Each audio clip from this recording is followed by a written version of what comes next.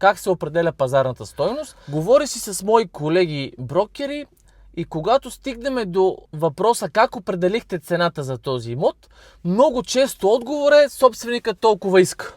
Това не кореспондира с на каква цена може да се продаде имота.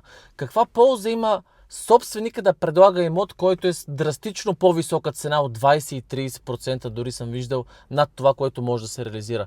Каква полза има за брокера? Даже се замислям, че продавача ще загуби много повече, когато излезе на пазарна стойност. Как се определя пазарната стойност?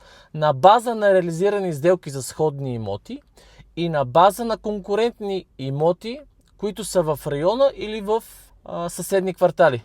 По тези две неща може да определите цената. Разбира се, за едно жилище, което е продадено за 100 единици, не значи, че някой друг не може да го продаде на 105 единици. Но да го продаде на 130 единици, вероятността е много минимална.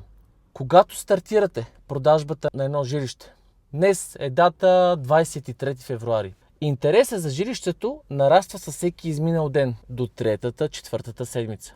След това почва леко да спада. Не казвам, че на 2-я, 3-я или 6-я месец не може да продадете жилището, но вероятността да направите добра сделка е по-слабо вероятно. Какво е добра сделка ли? Да вземете добра цена на моментния пазар и да го продадете за възможно най-кратък период от време. Защото ако вземем предвид растящата инфлация и цените за тези 6 месеца се покачат с 10%, направили ли сте добра сделка?